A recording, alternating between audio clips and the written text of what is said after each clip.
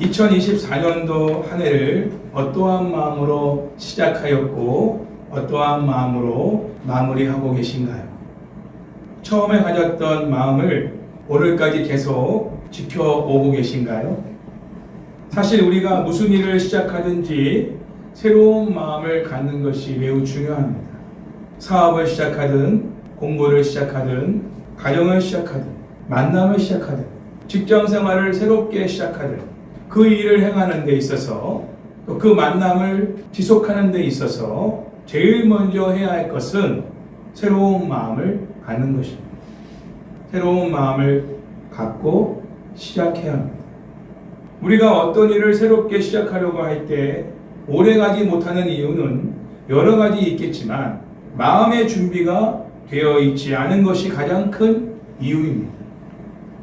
변화받기를 원하고 시도하려면 우선 마음밭이 준비되어야 하는데 변하고는 싶으나 변화될 마음의 의지가 없다면 아무리 변하려고 결심을 해도 변할 수가 없습니다. 오늘 예수님께서도 천국을 씨 뿌리는 자의 비유를 들어 설명하고 계십니다.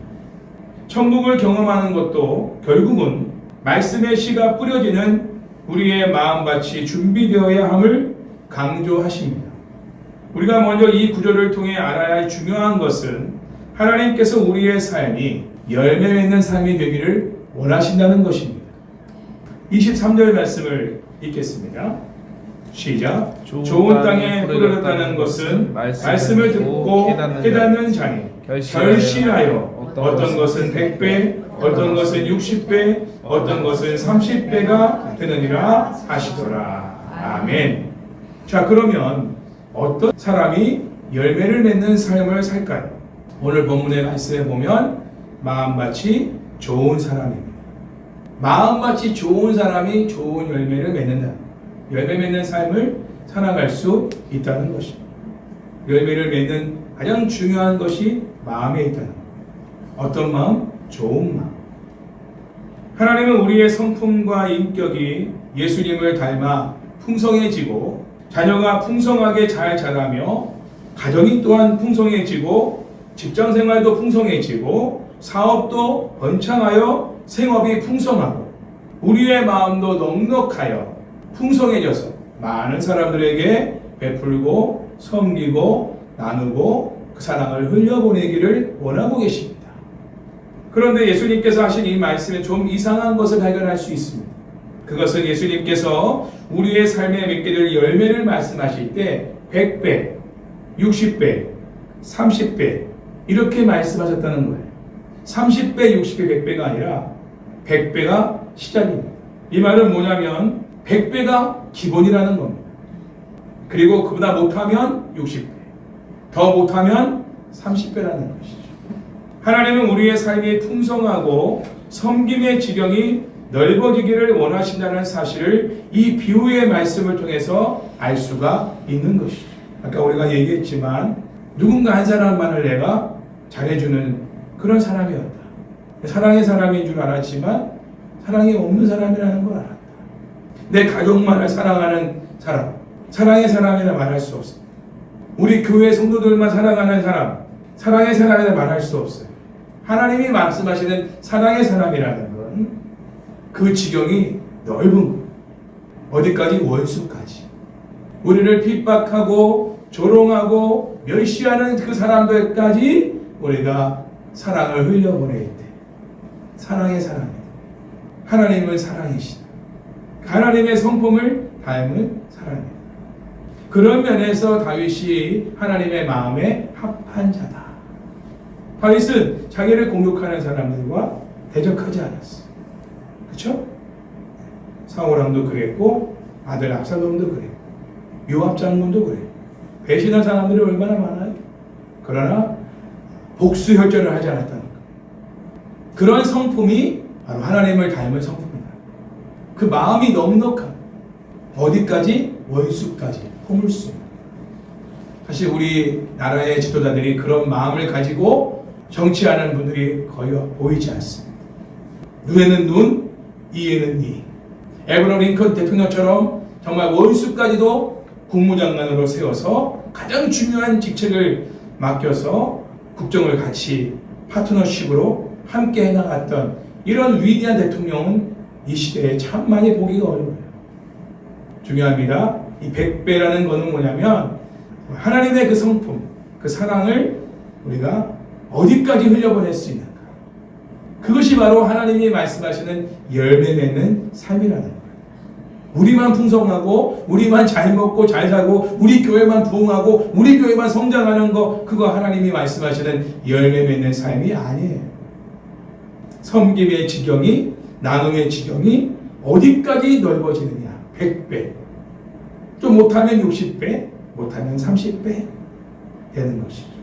누가복음 18장 8절을 보면 예수님께서 기도에 관한 말씀을 가르치시면서 밤낮으로 불을 지져보라고 비유를 들어 말씀하시죠. 그러면서 이런 말씀하십니다. 그러나 인자가 올 때에 세상에서 믿음을 보겠느냐. 이것이 우리가 가진 문제라는 거예요. 마치 달란트 비유에서 말하고 있는 한 달란트 받은 사람처럼 자신에게 주어진 삶의 풍성함을 포기해버리는 거예요.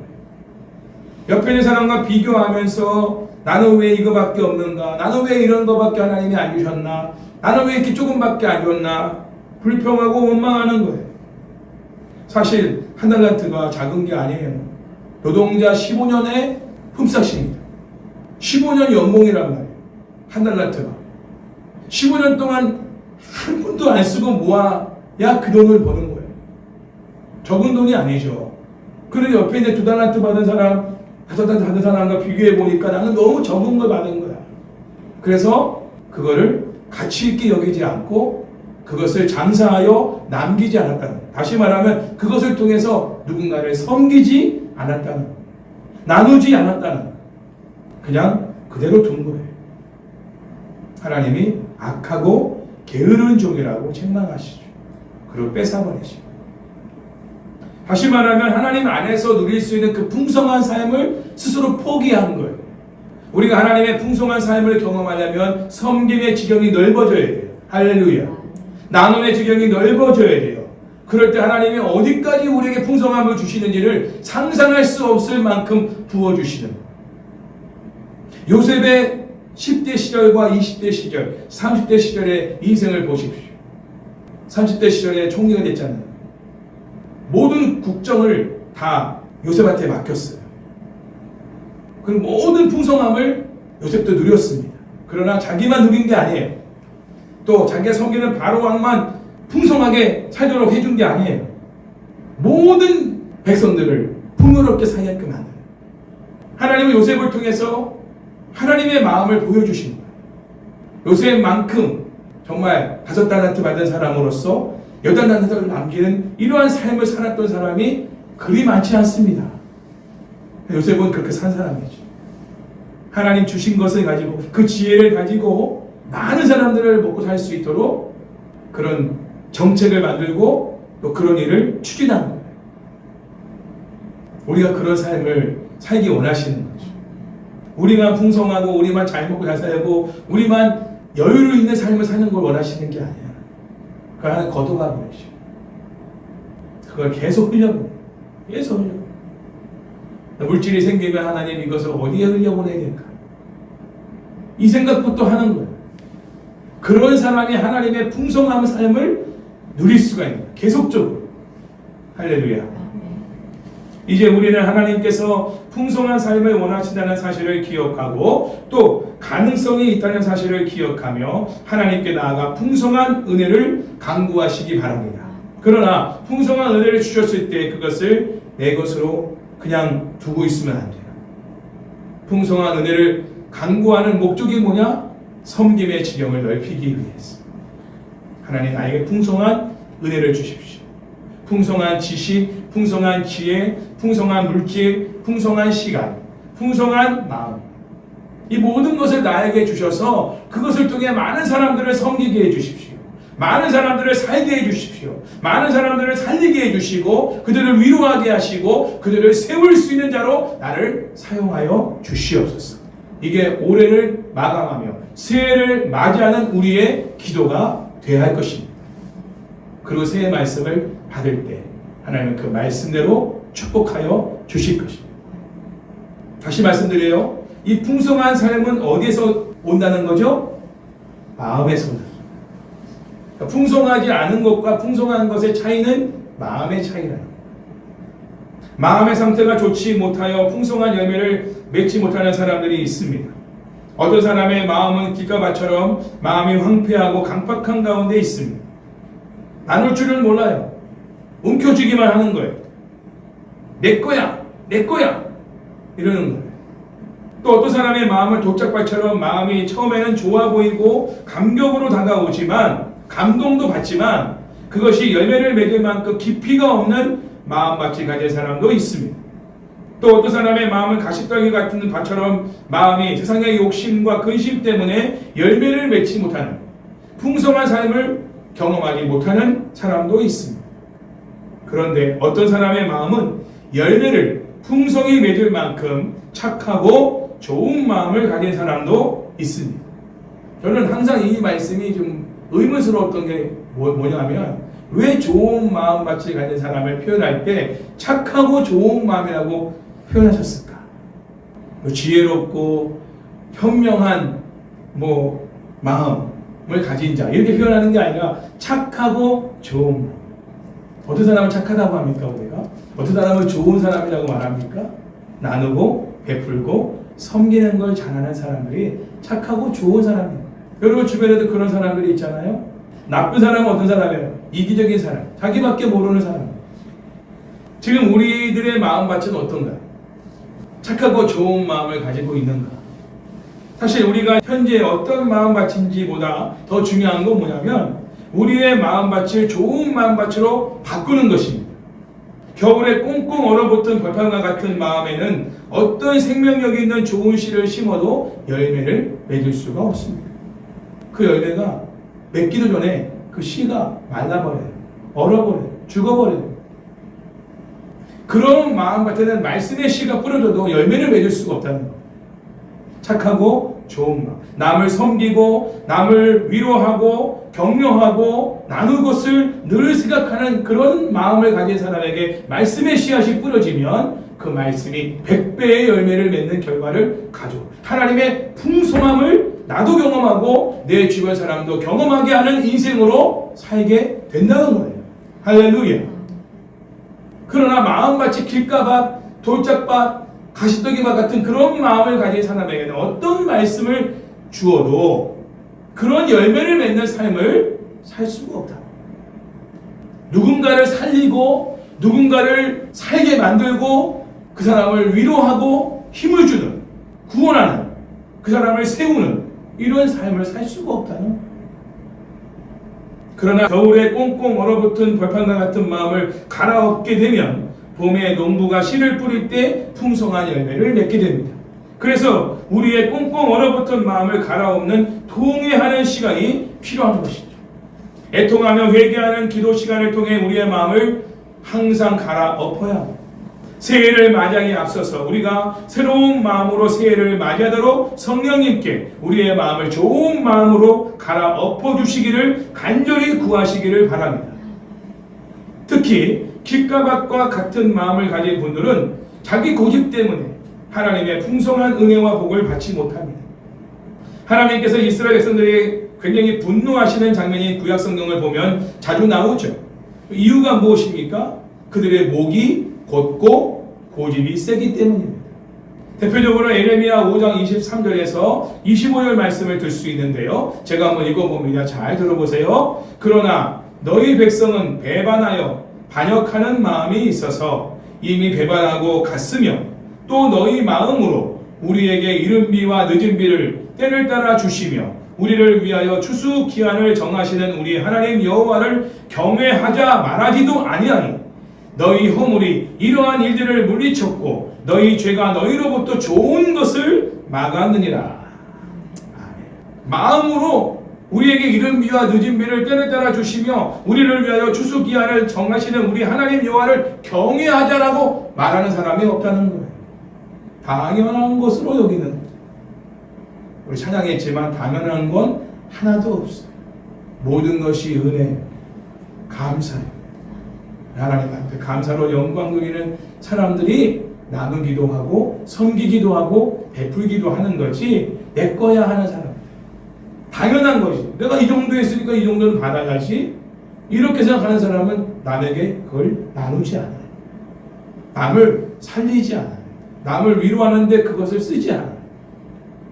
이스라엘 백성들이 모든 죄의 근본 가운데 목이 곧고 고집을 부리는 데 있다는 것을 하나님이 계속해서 선지자를 통해서 지적하셨습니다. 하나님은 하나님의 백성들에게 때를 따라 이른 비와 늦은 비를 내리시고 철따라 풍성한 은혜를 베풀어 주시는데 그들의 목이 곧고 고집스러워 하나님을 배반하고 반역하는 마음이 있어 하나님의 풍성한 은혜와 복을 받지 못하게 스스로 막았다라고 하나님이 직접 말씀하십니다. 너희가 막은 것이다. 내가 너희에게 풍성한 은혜와 복을 주기 원하지만 너희들 스스로가 그 복과 은혜를 막았다. 우리 자신을 돌아보아도 고집이 세거나 목이 곧은 사람은 하나님으로부터 오는 좋은 것을 스스로 막는 결과를 가져오게 됩니다. 고집을 부릴 때 부려야지 아무것도 아닌 것 가지고 고집을 부리고 자기 고집대로 할 때 하나님의 은혜와 복은 우리에게 주어지지 않습니다. 또 깃가박과 같은 마음을 가진 사람은 하나님이 하시는 일에 무관심한 사람입니다. 예수님께서 누가복음 7장 31절과 32절 말씀을 이렇게 비유로 말씀하셨습니다. 또 이르시되 이 세대의 사람을 무엇으로 비유할까? 무엇과 같은가? 비유하건대 아이들이 장터에 앉아 서로 불러 이르되 우리가 너희를 향하여 피리를 불어도 너희가 춤추지 않고 우리가 곡하여도 너희가 울지 아니하였다 함과 같도다. 아멘. 아이들이 결혼식 놀이를 하면서 피리를 부는데 가만히 있습니다. 반응하지 않아요. 웃지도 않고 춤추지도 않고 아무 반응이 없어요. 그래서 내 얼굴이 시무룩한 걸 보니 장례식 놀이를 할까? 그렇게 말하는데 장례식 놀이를 하면서도 울지를 않아. 결혼식 놀이를 해도 웃지 않고 장례식 놀이를 해도 울지 않아. 다시 말하면 전혀 반응하지 않는다. 하나님을 위한 모든 일에 무관심과 무반응을 보이며 함께 동참하지 않는다면 하나님의 풍성한 은혜와 열매를 삶 속에서 맺을 수가 없습니다. 동참하는 게 중요해요. 우리는 우리의 고집을 내려놓고 하나님의 말씀과 하나님의 일에 관심을 가지고 반응을 보여야 하나님의 은혜와 복을 충만하게 받을 수가 있는 것이죠. 뒷가바 같은 마음에서 볼 수 있는 마음의 문제는 뭐냐면 태도의 문제입니다. 도적과 같은 마음에서 볼 수 있는 마음의 문제는 성품의 문제예요. 특별히 우리가 가지고 있는 성품 중에 하나님의 일하심을 막는 대표적인 나쁜 성품이 뭐냐면 불평하고 투덜거리는 불평하고 투덜거리는 그 나쁜 성품이 우리 삶 속에서 하나님의 일하심을 막는 나쁜 성품인 것입니다. 자녀들도 부모님의 베푸신 은혜에 감사하지 않고 불평불만만 늘어놓는다면 부모님이 뭔가 해주고 싶다가도 해주고 싶은 마음이 쏙 들어가 버려요. 그렇죠? 그냥 가만히 기다리면 때가 되면 알아서 해줍니다. 근데 왜 안 해주냐 막 투덜거리고 짜증내고 신경질 부리고 화내고 그래 보세요. 해주고 싶다가도 당장 내일이라도 해주려고 마음 먹었다가도 그 마음이 싹 사라져버리는 거예요. 하나님도 마찬가지예요. 그때를 기다리지 못해서 불평하고 짜증내고 투덜거리고 원망하면 하나님이 복을 주려고 딱 손을 들어 복을 주시려고 하는데 불평과 원망을 하면 하나님이 그 손을 걷어가 버리십니다. 이스라엘의 백성들이 그런 삶을 살았던 것입니다. 하나님의 은혜를 받으며 살다가도 삶의 위기가 찾아오면 믿음이 오래가지 못하고 시들어 버리는 사람들이 있어요. 그 사람들을 가만히 보세요. 그 사람들은 만족과 감사가 아닌 불평과 불만이 많은 사람들입니다. 그런 사람들은 믿음도 지속하기가 어려워요. 신앙생활도 지속적으로 잘 성장하기가 어려워요. 자그마한 시험에도 넘어지고 삐지고 토라지고 교회를 나가버리고 오랫동안 방황하는 사람들을 보세요. 조그마한 그 시험, 물론 그분들에게는 큰 시험일 수 있겠지만 사실 지나고 나면 별것도 아닌 거예요. 그 순간은 너무 그게 크게 다가왔겠지만 몇십 년 지나고 나서 그때 그 상황을 돌아보면 내가 이런 것 가지고 내가 삐지고 토라지고 시험 들었나? 한심스럽다. 이런 생각이 들 만한 작은 문제입니다. 어떤 사람들이 그런 시험에 늘어서 넘어져서 신앙생활을 떠나 방황하느냐? 불평과 원망이 또 투덜거림이 많은 사람. 범사에 감사하고 모든 상황에 만족하는 사람은요, 시험이 와도 이겨내길 수 있어요. 참아내는. 이 또한 지나가리. 이 시험이 지나가면 또 어떤 하나님의 은혜와 복이 내게 있을까? 그걸 기대하면서 참는 거예요. 가시 같은 노릇을 하는 사람이 옆에 있어도 그 사람 때문에 내가 상처받고 시험 드는 것이 아니라 기도하는 거예요. 그 사람을 두고 기도하는 거예요. 그리고 십자가의 사랑으로 내가 그 사람을 품을 수 있고 살아날 수 있게 달라고 기도하는 거예요. 그래서 내가 성령의 사람으로, 사랑의 사람으로 변화될 수 있는 그런 시간이 되게 해달라고 기도하는 거예요. 그런 사람들이 하나님의 은혜와 복을 풍성하게 받게 되는 거예요. 결국 그 시험을 통과하면 반드시 하나님은 상을 주시거든요. 할렐루야. 근데 그 시험을 통과하지 못하는 게 문제야. 어떤 사람이 불평하고 원망하고 투덜거리는 사람들, 그 시험을 절대로 통과할 수가 없어요. 무너져버려요. 시편 106편 24절 25절 말씀을 보면 이런 말씀이 있습니다. 그들이 그 기쁨의 땅을 멸시하며 그 말씀을 믿지 아니하고 그들의 장막에서 원망하며 여호와의 음성을 듣지 아니하였도다. 하나님이 이스라엘 백성들을 향해서 보시고 하신 말씀입니다. 우리가 지금 불평하고 있는 것들은 모두가 전에 하나님께 감사하던 것입니다. 누군가를 만나 하나님께 감사하던 자가 이제는 그 누군가로 인해 불평하기 시작합니다. 불평과 원망은 우리의 마음과 삶을 강팍하고 황폐하게 만들어버려요. 그러므로 우리는 기도로 우리의 삶 가운데 불평의 마음을 갈아엎어야 됩니다. 잦은 불평과 원망이 자신을 불평과 원망의 성품으로 자리 잡게 만들죠. 불평은 불행, 감사는 행복을 가져오는 것입니다. 작은 불평을 없애고 작은 것에 만족하고 감사함으로써 하나님께서 우리에게 풍성한 은혜와 복을 풍성히 내려주셔서 넉넉한 삶을 살기를 축복합니다. 자, 가시떡이 바깥은 마음에서 볼 수 있는 마음의 문제는 또 뭐냐? 시선의 문제예요. 시선의 문제. 하나님이 아닌 다른 대상을 바라볼 때 우리 안에 일어나는 게 뭐냐면 염려입니다. 하나님보다 물질을 볼 때 염려가 오는 거예요. 자, 그래서 예수님은 마태복음 6장 25절에서 이렇게 말씀하셨습니다. 그러므로 내가 너희에게 이르노니 목숨을 위하여 무엇을 먹을까 무엇을 마실까 몸을 위하여 무엇을 입을까 염려하지 말라. 목숨이 음식보다 중하지 아니하며 몸이 의복보다 중하지 아니하냐. 예수님의 말씀은 뭐냐면 왜 주객이 전도된 삶을 사느냐는 거예요. 왜 수단을 목적으로 삼고 사느냐는 거예요. 우리 중에도 나는 돈을 열심히 벌어서 부자가 될 거야, 이것이 내가 사는 목적이라고 말하는 분들이 있는지 모르겠습니다. 그러나 이것은 목적이 될 수가 없습니다.